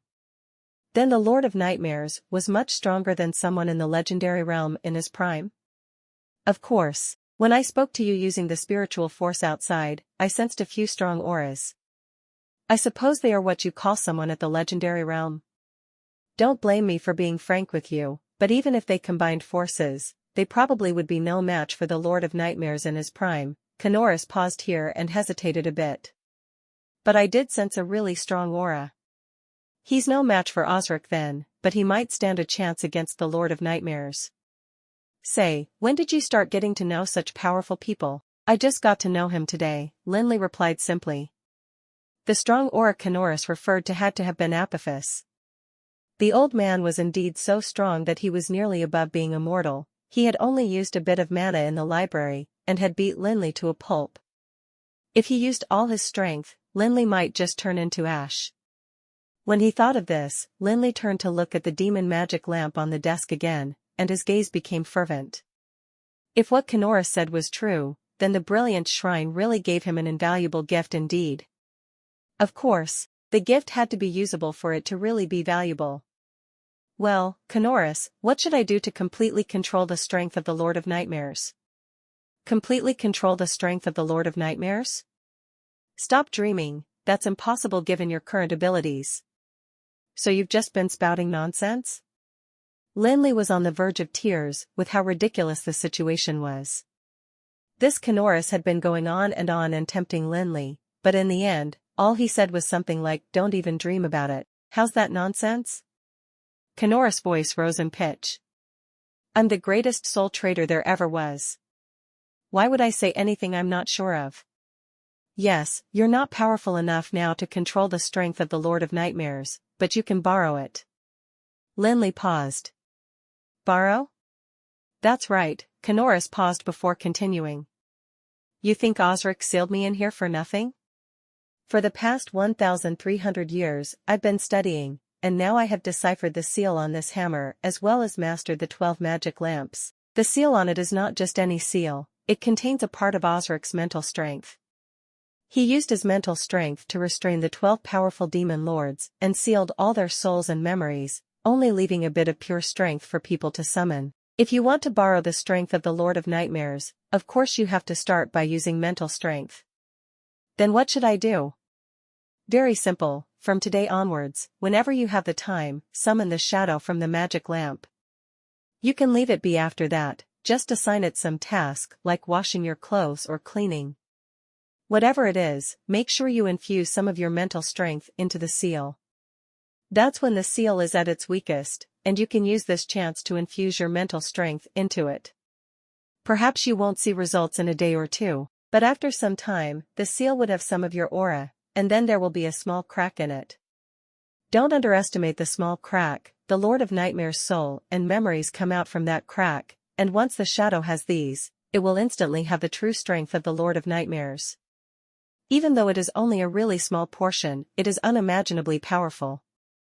By then, you will not just have a creature near the legendary level, but a truly legendary one. Moreover, it cannot be injured or die, as long as the magical crystal in the magic lamp is not depleted. This legendary creature will not tire of fighting. Isn't this a little too exciting? Hee, exciting? There's more, Kanoris snorted before continuing. The bigger the crack, the stronger the shadow you summon, and when you reach the legendary realm yourself, you can even use half the strength of the Lord of Nightmares. That is truly the peak of the legendary realm, and none of your friends outside besides the powerful old man will be able to withstand that strength. Then you can use that strength to control the eternal furnace and make me a new body. Don't worry, I won't forget what I promised you. Lin Li nodded his head and picked up the demon magic lamp from the desk. As Kanoris had said, he lightly rubbed the surface of the magic lamp. Boom! A dull sound followed, and black fog appeared. It was thick and heavy in the air, just like black ink. A strong force was emitting powerful waves from the fog, which made Lin Li frown lightly. This force was unusually evil, and as it spread out in the room, Lin Li could hear devastating cries in his ears and see gory scenes flash before his eyes. It's powerful indeed. Lin Li hurriedly put up a mental protection field to separate the nightmarish scene. That was probably the strength of the Lord of Nightmares. Lin Li had not thought that it would be so powerful that even a soulless shadow without any memories would be able to affect him, who was already at the peak of level 17. If it had been a magic shooter instead, they might be stuck in the scary nightmarish realm as soon as they met this force. Just as Lin Li was silently in awe, the black fog contracted. Previously occupying an area of roughly 10 meters in diameter, it formed the shape of a human head and hovered silently above the magic lamp. The already thick fog looked almost opaque and palpable after contracting, and as Lin Li looked at it, he saw a pair of black eyes looking at him from the darkness. Eminia awaits your bidding, master. A buzzing voice came from within the black fog. Hang on, Lin Li paused, and only then did he remember that he did not have anything for him to do. There was no enemy he needed to get rid of, nor did he have any unfulfilled wishes. Surely he wasn't really going to get him to do the laundry and clean the place? Hence, Lin Li turned his gaze to Kanoris. Hey, soul trader, what do I do now? Of course you get him to go back, you've got nothing for him to do now. Well, unless you want to chat with him? Aside from the fact that he's a shadow without memory or soul, you can't afford to chat with him either. Even if he does, do you know how much mana is needed to summon him? The magical crystal in this magic lamp is a level 15-1, right? If I'm not wrong, it'll probably only last you 10 minutes before the magical crystal is exhausted. What? Lin Li almost jumped at the words. The mana in a level 15 magical crystal could be used for at least 10,000 miles of ice, yet it would only last for 10 minutes when used to summon the shadow of the Lord of Nightmares. How much mana would it cost to summon the true Lord of Nightmares, then? Lin Li finally understood why Kanoris had added provided the magical crystal is not exhausted when he'd mentioned that he would not tire of fighting.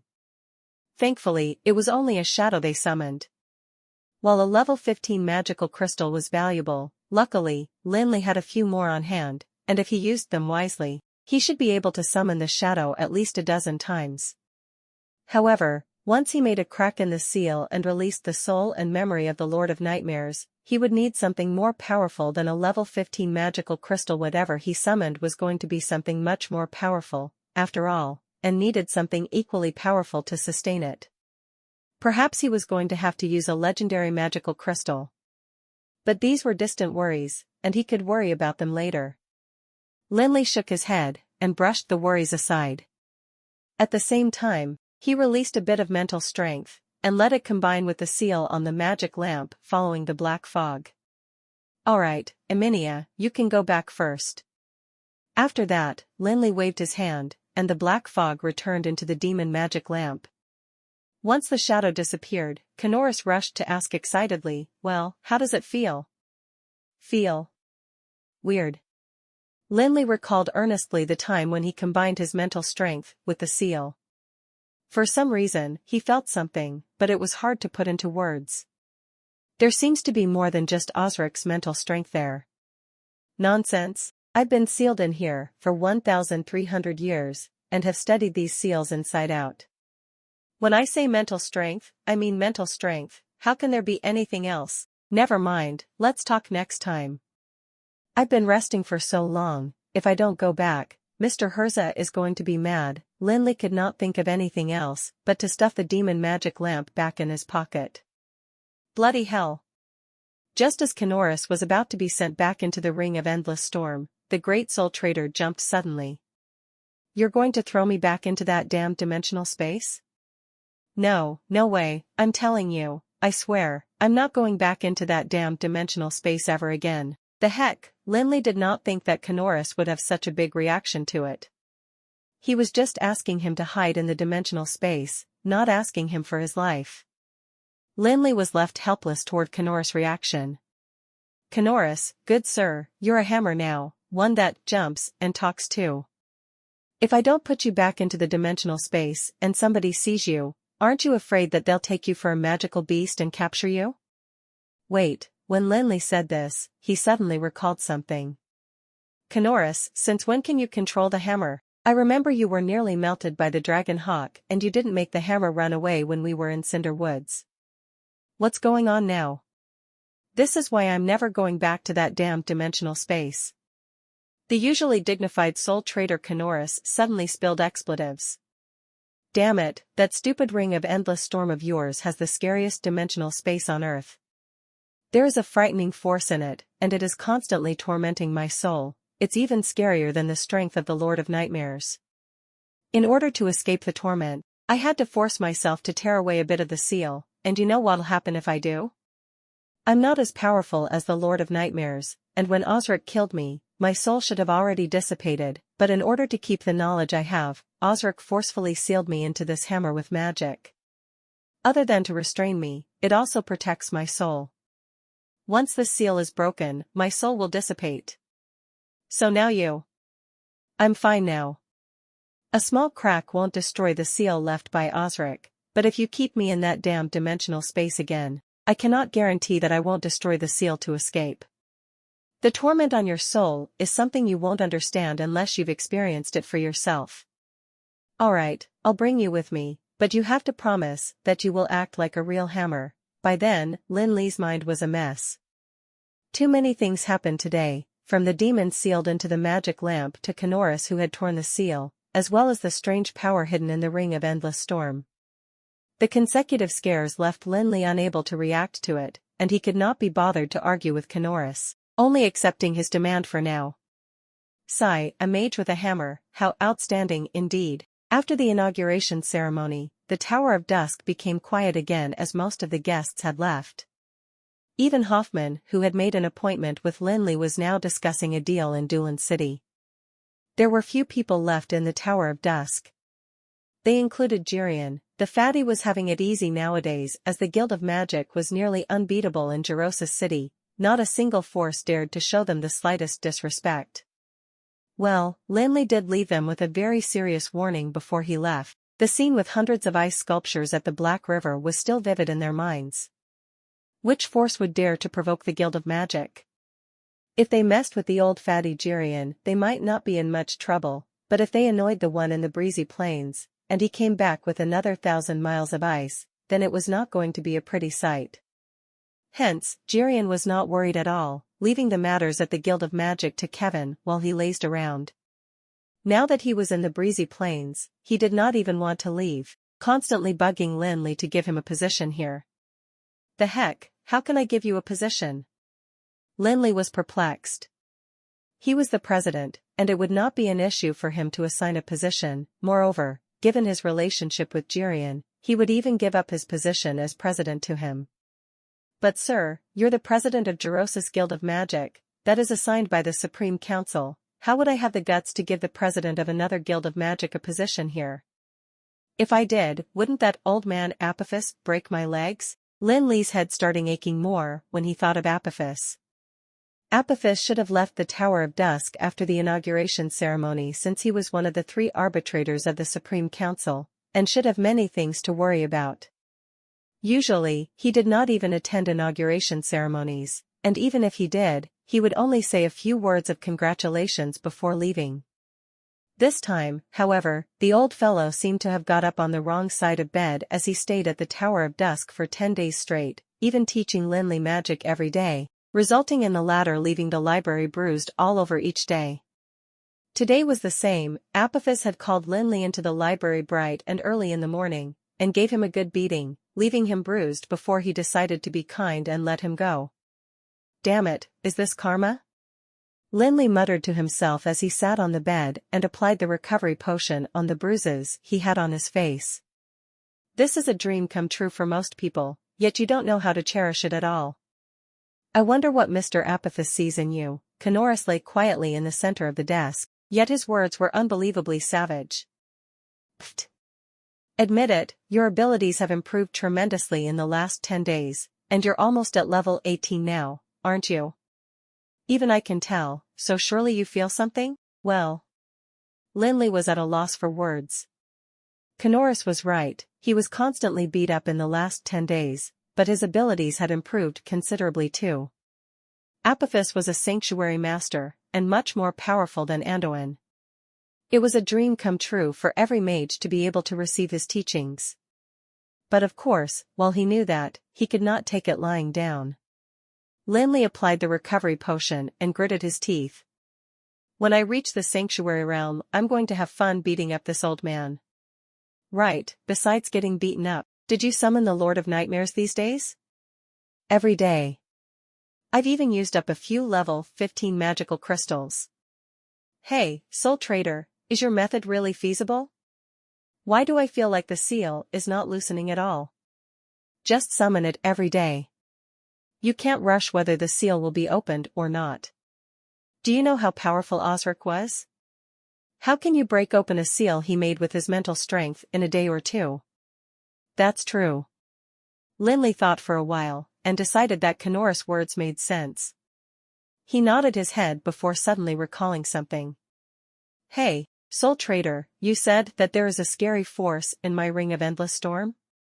Kanoris' voice was unusually certain.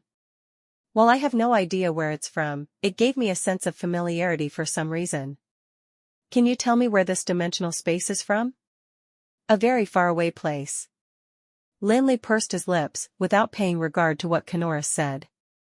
He was sure whatever Kanoris thought of as familiar was merely an illusion, since he had brought this ring of endless storm from the endless world.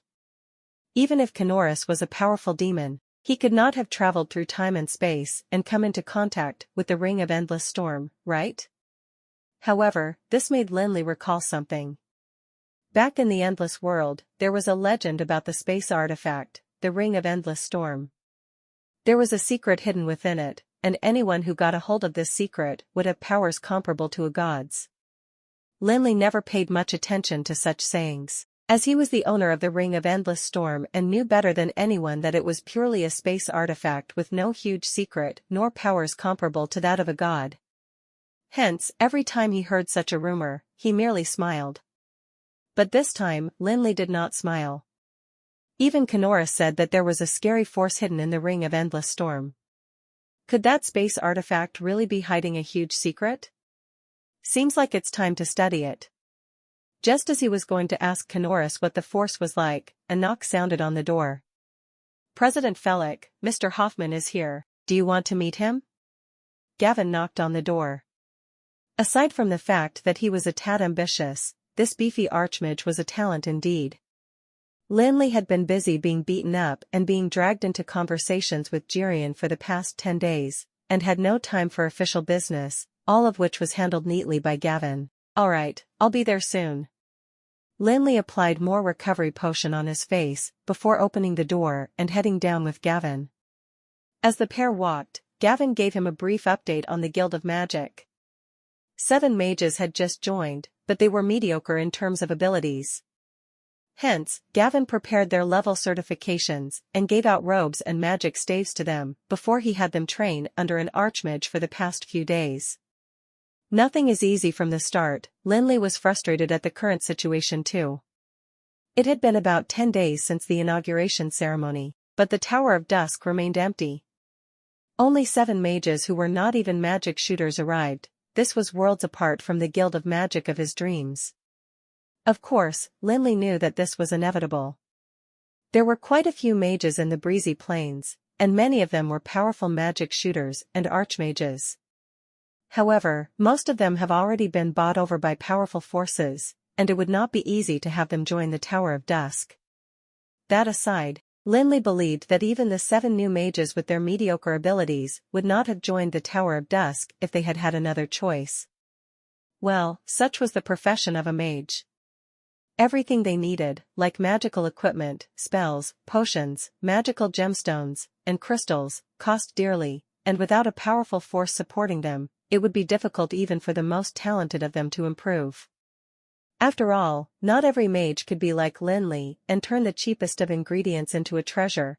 There could only be one versatile crafting master, after all. An offer of joining a new guild of magic and a young president in his 20s?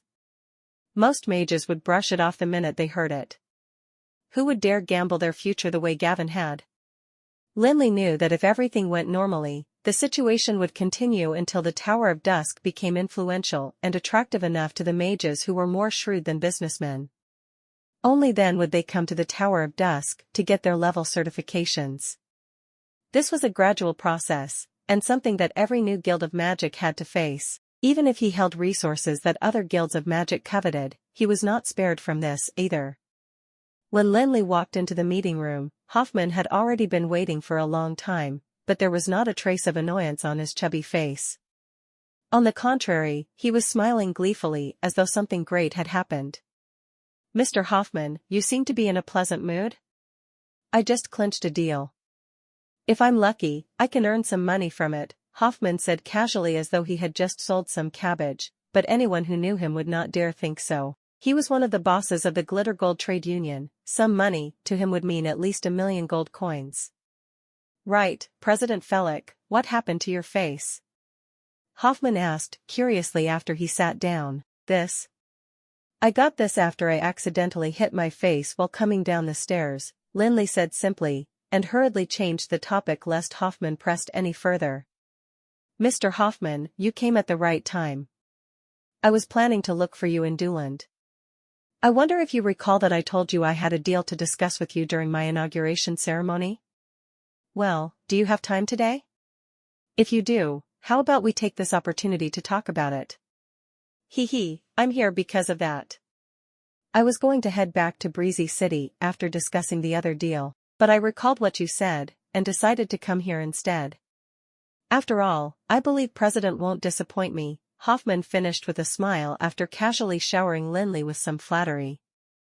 Mr. Hoffman, you're too kind. Frankly speaking, it felt good to be flattered by someone like Hoffman, and Lin Li was grinning widely for a while before he lowered his voice. I wonder if the Glitter Gold Trade Union is interested in pharmaceutics. Pharmaceutics? Hoffman's eyes lit up at that. He was speaking to a true genius pharmacist who was way above him in terms of skills or knowledge, even though Hoffman himself was a master pharmacist.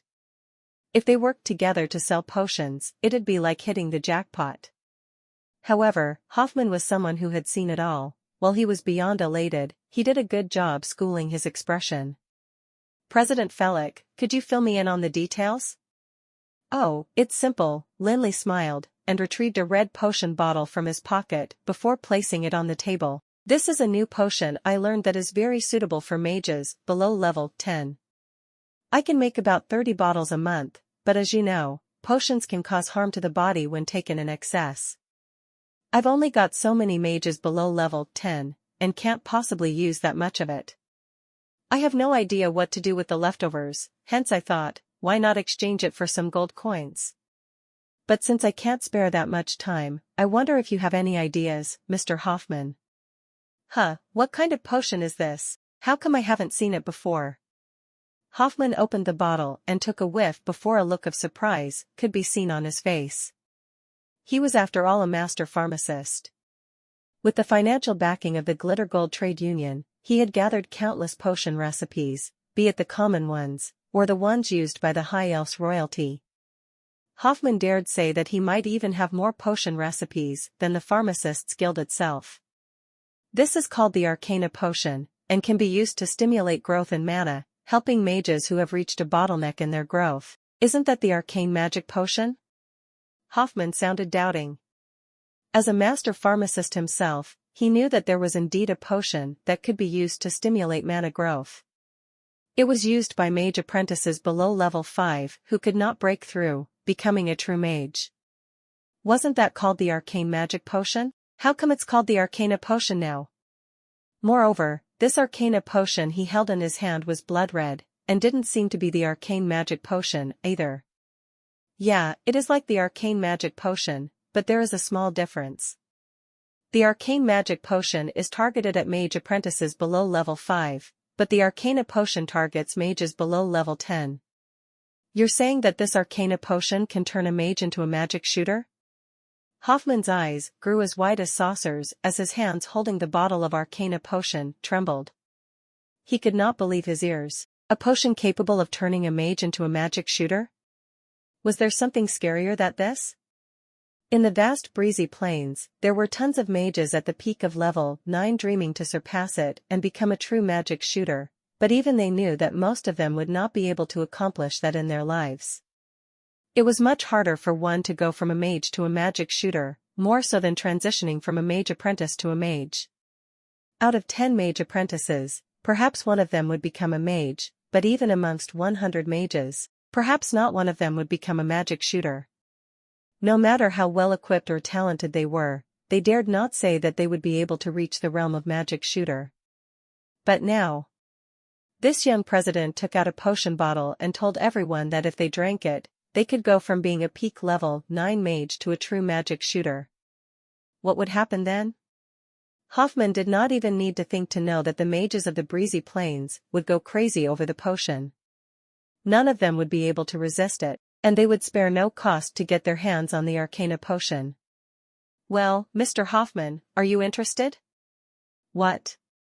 Hoffman was lost in thoughts about the Arcana Potion, and could not comprehend the meaning behind the sentence, only suddenly coming back to his senses when Lin Li repeated himself. Good heavens, this young president was handing the rights to the Arcana Potion to him. Of course. Of course. Of course I'm interested. Hoffman repeated himself thrice, before finally getting his meaning across. He was too excited indeed, and had even forgotten the usual negotiating when it came to discussing deals. Truth be told, he was not planning on negotiating, either. This was a nearly miraculous potion, and no matter what kind of terms were offered, he was sure he could earn them back by selling it to the other mages. Very well. Lin Li nodded his head, and took out another dozen bottles of arcana potion, placing them on the table. I don't have much time recently, hence, I've only got a dozen bottles. Why don't you sell these first? I'll let you decide how to go about doing it since you're the expert here. I only have one request. I want 70% of the earnings, and if possible, I hope the Glitter Gold Trade Union can provide me with some herbs. Lin Li paused here. Don't worry, it's not some rare herbs. They're just hard to find in Duland, and I don't have time to visit other cities. If the Glitter Gold Trade Union has connections, I hope you can help me buy more. I'll pay you according to the market price. It's a deal, President Felix. Give me a list of the herbs you want later, and I'll have them sent to the Tower of Dusk within a week. Hoffman agreed without thinking, because he knew this was a once-in-a-lifetime opportunity that he did not want to miss due to a moment's hesitation. Lin Li busied himself after sending Hoffman off. The Arcana potion was way more complicated than the Arcane Magic potion, and even with his abilities, he could only make at most a few bottles a day. If he did not hurry and make more while he had time in the next several days, he would not have the time to do it once he really started becoming busy. For the next few days, Lin Li cooped himself in the pharmaceutical lab. Besides receiving his daily teaching from Apophis, he spent all his time working on the Arcana potion. The potion was critical to the Guild of Magic. Besides bringing them great wealth, it would also attract troops of mages to join them. By then, it would be the mages begging the Tower of Dusk to accept them instead. Besides that, Lin Li sent Norfeller to Duland to pass a message on to Kamon. Of course Kamon would listen to what the God of Fortune had to say. The next morning, Kamon had sent over a few dozen miners to start working on a spot less than a kilometer from the Tower of Dusk. This was a spot that Kamon originally had his eye on, but he had been too late. When he'd brought his men over, Lin Li had already bought the title deed. They even got into a scuffle over it, which almost cost Kamon his life. Now that so much time had passed, Kamon no longer thought of revenge. Actually, if anyone wanted to take revenge on Lin Li now, he'd probably be the first to jump at the person. Seriously? I've lived for so long and only met one God of Fortune. If you kill him, who else is going to give me wealth? When he thought of this, Kamon could not help but congratulate himself for his luck. Ever since he'd got to know this young mage, his business became better each day. Now, every adventurer in Duland City knew that if they wanted to buy the best magical equipment, they should go to Kamon's weapon shop. The earnings from his weapon shop in the past 2 months had even surpassed those of his mining business. Ever since he got a taste of the benefits, Kamon became more diligent in his work, and when Lin Li asked him to send people to mine refined iron from mineral veins nearby, Kamon sent over 40 miners when a dozen would have been enough. Even then, he came from Duland to inspect the mining personally from time to time. That evening, Lin Li had just finished a bottle of Arcana potion before a knock sounded on his door. Damn it, these 2 old fellows really have nothing better to do. Why do they keep coming to mess around in my pharmaceutical lab? Tisk, I'll put laxatives in their food soon. Only Apophis and Jirian would knock at this time. They seemed possessed, acting like curious kids at their old age and always coming to watch Lin Li in the pharmaceutical lab, annoying him to no end. Lin Li set down a beaker while cursing angrily before swinging open the door to the pharmaceutical lab, only to realize that it was not the 2 old fellows knocking on the door, but Gavin and Kamon. How come you're here? Mr. Kamon said he had something urgent he needed to talk to you about. Gavin glanced at Kamon who stood next to him. Frankly speaking, he did not think much about this corrupted businessman who resold quarry stones. He had lived in Duland for so many years, after all, so how could he not know what kind of person Kamon was? But President Felix seemed to think highly of this man, hence, Gavin did not say more, but instead decided to find an opportunity to tell President Felix that Kamon was not a good man and to caution him against being cheated by him. Alright, you can go, Gavin. I'll talk to Mr. Kamon. Lin Li knew that Kamon would not come find him if there was nothing important. He was unlike the 2 crazy old men, and would never dare do this. Noted. After sending Gavin off, Lin Li brought Come On to the meeting room. What's the matter? You see, Mage Felix, Come On gulped, he looked nervous. My men have been mining for the past few days, and I've been there a few times. Things have been going well, but when I went there earlier, I heard they ran into some problems. What problems? After digging 6 meters deep, they couldn't dig any deeper, as though something was in their way. I heard them say it was a mineral vein, but much harder than refined iron. They've already gone through a few dozen shovels. Let them rest for a while, then. The refined iron they got is enough to last some time anyway. Lin Li did not think much of it, as refined iron mineral veins usually came with other mineral veins as well. They were usually magical metals. Truth be told, this was why Lin Li wanted to mine for refined iron, as he actually wanted the magical metals that came along with it. Otherwise, it was too little refined iron for him to personally get Come On to send miners to work on it. However, he could not let miners mine for magical metal, or it would be disastrous if they damaged it. That's what I thought too. Come On nodded his head, but fear was still evident in his eyes. I heard them say that the mineral vein is strange indeed. It feels like a furnace when they stand on it. Wait, Lin Li's expression changed when he heard that. You're saying that the temperature is high around the mineral veins? Very high. I haven't been there personally, but I could feel the heat standing outside the cave. It was as though something there is burning. Let's go, bring me there. Lin Li stood up suddenly, pushed open the door, and left the room without waiting for the confused Come On. Existing alongside refined iron mineral veins, and incredibly hard, also scalding hot at the same time, what else could it be besides lava adamantine? To think that he would find it in Duland when he could not find it in the Fire Plume Ridge, and at such an obscure place too. The mineral veins were situated in a barren hill where the surrounding soil was so dry and hard that not even weeds could grow. Beneath the hill, there was a mine shaft about the height of a person, and Lin Li could feel the scalding heat coming from the opening even from far away. From a distance, he could even see a glowing red light from the opening of the mine shaft, and there was a pile of messy discarded mining equipment next to it. Due to the extremely high heat, the miners have stopped working for a while, and most of them had already left, leaving the bold ones to stare inside the opening. The redhead is called Duncan, he's the leader of my miners. He has been in charge of most of the mining of the Rosen Union. As they walked, Come On introduced Lin Li to the red-haired youth looking into the mine shaft. He looked to be in his 20s, and was extra eye-catching with his red hair. After the introduction, Come On shouted from afar, "Hey Duncan, come over for a bit." "How come you're here, boss?" Duncan stopped moving when he heard Come On's voice from afar, before he brought the 2 miners beside him over.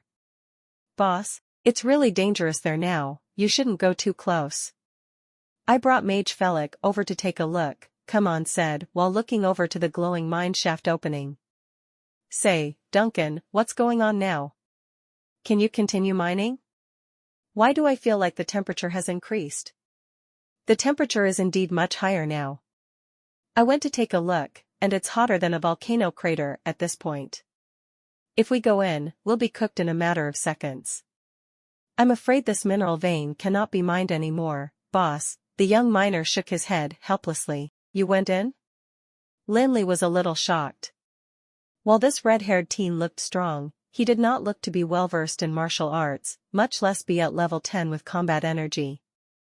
Given the temperature now, only a warrior of at least level 10 could go in using their combat energy to protect themselves, or else they would be scalded. Only now did Duncan realize that his boss had brought a mage along, and he could not help feeling curious. Why did his boss bring a mage now? Surely he didn't think that he could depend on a mage to mine the refined iron? However, this was someone his boss had brought along, and even though Duncan found it strange, he answered honestly, "I went in 3 hours ago, when the temperature was much lower. I don't think it'll be easy to go in again."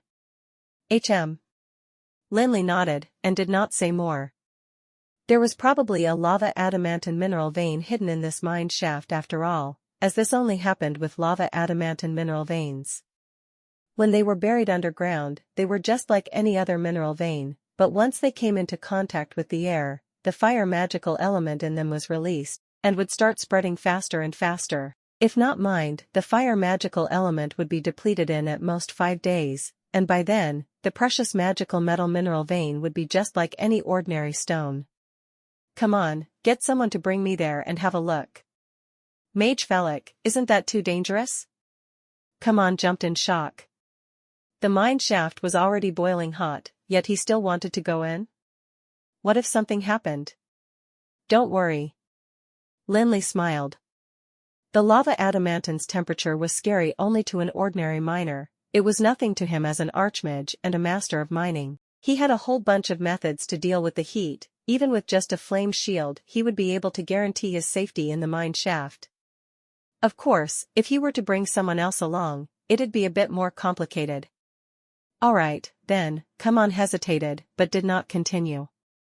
This was the resourceful mage Felix, after all, and any danger Come On was concerned with was probably nothing to him. After thinking for a bit, Come On called Duncan over. Duncan, bring mage Felix down to have a look. Okay. Although Duncan still could not decipher who this young mage was, his boss had already given the word, and Duncan could not say anything more. He nodded his head before picking up his shovel as he prepared to head down to the mine shaft with the young mage. Duncan, hang on. After taking a few steps forward, Come On stopped him, and whispered quietly, protect mage Felix carefully once you're there, nothing must happen to him, or else you and I will be in big trouble, you understand me? Yes, Duncan gave Come On a look, and although he said nothing, he was filled with suspicion. Who was this mage Felix, and why did he make his boss so nervous? Could he be a son of an important figure? Come On's miners were good indeed. They had only been mining for a couple of weeks, but they have already dug quite a bit. After Lin Li followed Duncan into the mine shaft, before them was a long slope where it shone bright red, and the temperature was scalding. Sparks were flying around the steep slope, and painted the dim mine shaft a fiery red like that of a volcano. The roof of the cave seemed to be reinforced with wood, which made the structure of the mine shaft look unusually sturdy. After entering the mine shaft, Lin Li uttered a spell and covered himself with the light from a flame shield. As the flame shield was released, Lin Li was immediately shielded from the scalding heat of the mine shaft. Even the flying sparks seemed to feel the obstruction as they disappeared before landing on Lin Li's body. The strange scene shocked the red-haired miner. Was this the legendary art of magic? It's just magic to protect myself. Lin Li smiled, and uttered another spell without waiting for Duncan to come back to his senses. A blue light engulfed him. It was a level 15 magic, frost barrier. While it could not absorb any attack of magical elements like the flame shield, the powerful ice magical element could still prevent Duncan from being harmed by the heat. The slope was not too steep, and the pair walked about 50 meters before they saw a burning ball of flame. At the core of it was a fiery red boulder, which looked to be about a meter tall. Rays of red light seemed to be caressing the stone. My God, what a huge piece! Even Lin Li was shocked. This lava adamantine was at least half a ton in weight, and from the red light pouring off it, it seemed to be of a very good quality. If it was used to forge weapons, it would be enough for at least 10 magical weapons, and each of them would be a rare masterpiece. Duncan, go notify the other miners and have them gather here with their equipment in 5 minutes. Okay. After watching Duncan leave, Lin Li took a deep breath and clutched the ether staff in his hand tightly. Then, he started chanting away, and a chilling cold started filling the mine shaft as he continued. Duncan brought everyone over in less than 5 minutes. As the over 40 miners entered the mine shaft with their shovels, all of them looked like they had seen a ghost. They could not believe that the boiling hot mine shaft was suddenly filled with a bone-chilling cold. There were thick layers of ice everywhere around the mine shaft, as well as icicles hanging off the cave walls. The world seemed to have turned into a winter wonderland at that moment. Duncan, what's going on? Come On followed behind a group of miners, and his mouth still hung agape. The sight before him was so peculiar as though a bearded muscle man had suddenly turned into a dainty beauty. Boss, I really don't know. This was Duncan's third time replying. To be honest, he was more confused than come on. When he left the mine shaft, it was clearly boiling hot. How did it become like that so quickly? Just like that, the group of confused people continued going forward, following the slope. There was no raging fire at the end of the slope, nor any strange mineral vein covered in flames. There was only icy snow, and a young mage holding onto a magic staff. Mage Felix, what's going on here? Nothing much, I just sealed the place up with magic for a while. It should be fine now, but get them to mine quickly while I find a place to rest. Lin Li was somewhat pale, and tiredness was evident in his voice. Well, he had just used 5,000 miles of ice in one go, even the most hardy of mages would feel it. Are you all right? I'm fine. Lin Li shook his head, and carried on giving instructions. Oh, right. Ask them to be careful when they mine, be sure not to damage the outer layer of ice. Once you're done, have them send it to me at the Tower of Dusk, and I'll see to the rest. Okay. He had not even been back in the Tower of Dusk for an hour before come on had someone send over the boulder still covered in ice. Now, the scarily huge lava adamantine was sitting in the basement of the Tower of Dusk. Its high temperature was gradually melting the ice encapsulating it, and Lin Li stared at it as he was stuck in a dilemma. This huge boulder of lava adamantine was rare indeed. Even back in the Endless World, where Lin Li had a lot of mineral veins, he had never seen such a huge amount of lava adamantine. It was a rare magical metal, and even a portion the size of a fist held a shocking amount of fire magical element. Even adding a tiny bit of it when forging a magical weapon was enough to raise the quality of it to a whole new level. Meanwhile, the magical weapons crafted entirely from lava adamantine held terrifying power, any of them would have sold for at least 1,000,000 gold coins. The amount of lava adamantine Lin Li had now could be used to craft 10 magical weapons. In other words, this boulder of lava adamantine was worth at least 10,000,000 gold coins. And because of that, Lin Li was stuck at a crossroad. Lava adamantine had many uses, and using it to craft weapons was undoubtedly the most wasteful of all. For example, he could use a mageweth to extract the fire magical element from it. Using this incredibly pure fire magical element, he could even replace the legendary magical crystal of the salamander as a new source of power for the Tower of Dusk. Besides that, lava adamantine powder was also a great ingredient to use when using magic. Level 18 magic like the Endless Flames would become scarily powerful with the help of lava adamantine powder as it could prevent the bite of mana. Anyway, this was a treasure indeed. Lin Li pondered over it, yet he could not think of anything to do. Hey, lava adamantine! At this time a yell of surprise could be heard from behind. Lin Li looked around, only to see Apophis. God knew when the old fellow had arrived. He was now standing behind Lin Li and looking at the huge boulder of lava adamantine. Hey, kid, where did you get so much lava adamantine? Bloody hell, this must be at least half a ton. Mind it, of course. Lin Li looked at him before realizing that something was wrong. Damn it, he forgot about this old fellow. If he had known, he would have hidden the lava adamantine better. Bullsh *T. Apophis did not buy it at all. This costs a fortune. If you can dig it just from anywhere, then why doesn't a fortune drop on me when I walk on the streets? It's true. Nonsense, you little bastard, nothing true ever comes from that mouth of yours, Apophis scolded angrily before he started smiling deviously. Say, kid, why don't we make a deal? What deal? Lin Li looked at the old man's smile, and suddenly became wary of him. He spread out his hands, and shielded the lava adamantine behind him like a hen guarding her chicks.